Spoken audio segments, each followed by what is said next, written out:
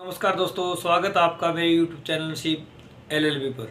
दोस्तों, कई बार अखबार में विज्ञापन देखते हो आप कि किसी व्यक्ति ने अपने संतान को अपनी प्रॉपर्टी से बेदखल कर दिया है और अपनी संतान का किया हुआ भी कोई भी काम से उन्हें कोई संबंध नहीं है। ऐसा विज्ञापन आप बार बार अखबार में देखते हो। और कई बार प्रैक्टिकली कई व्यक्ति ये सवाल पूछते हैं कि क्या कोई माँ बाप अपनी संतान को अपनी प्रॉपर्टी से बेदखल कर सकता है।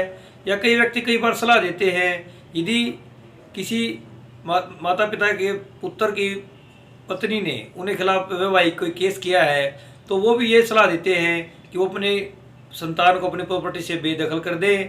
तो आज की वीडियो में हम इसी टॉपिक पर चर्चा करेंगे और ये समझने की कोशिश करेंगे, क्या अखबार में केवल विज्ञापन देने से कोई माँ बाप अपनी संतान को अपनी प्रॉपर्टी से बेदखल कर सकता है। इस बारे में मेरी राय यह है कि कोई व्यक्ति केवल अखबार में विज्ञापन देने से अपनी संतान को अपनी प्रॉपर्टी से बेदखल नहीं कर सकता, क्योंकि जो प्रॉपर्टी माँ बाप के नाम होती है उस प्रॉपर्टी में उसकी संतान का कोई हक नहीं होता, और जिस प्रॉपर्टी में उसकी संतान का कोई हक नहीं है तो उसमें वो बेदखल करने का कोई कारण नहीं बनता है।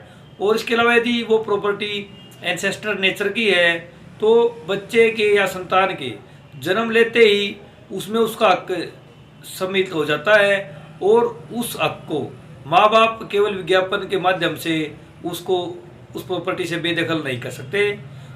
लेकिन आप देखते हो कई बार कई व्यक्ति सलाह देते हैं कि यदि कोई इसी माँ बाप के पुत्रवधू उनके ऊपर वैवाहिक केस कर देती है तो वो सलाह देते हैं कि वो अपने बच्चे को या अपने लड़के को प्रॉपर्टी से बेदखल कर दे।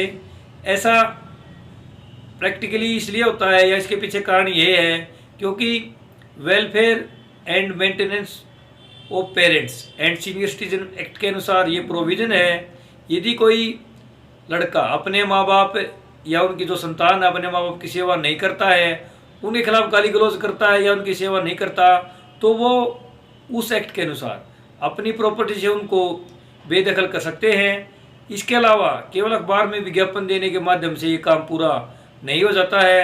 यदि कोई माँ बाप किसी कारण से अपने पुत्र से नाराज़ या अपनी संतान से नाराज़ है तो वो welfare and maintenance of parents and senior citizen act के अनुसार एक एप्लीकेशन डिस्ट्रिक्ट मजिस्ट्रेट के यहाँ फाइल कर सकता है, जिसमें डिस्ट्रिक्ट मजिस्ट्रेट को 21 दिन के अंदर सुनवाई करनी होती है और उसकी संतान को 30 दिन का उसमें समय दिया जाता है घर खाली करने के लिए। और यदि 30 दिन के अंदर वो व्यक्ति घर खाली नहीं करता है तो पुलिस की हेल्प से वो घर खाली करवा जा सकता है। लेकिन यहाँ पर ध्यान रखने बात योग्य ये है कि ये प्रोविज़न केवल मेजर अगर किसी व्यक्ति की संतान है उसी पक्ष में लागू होता है।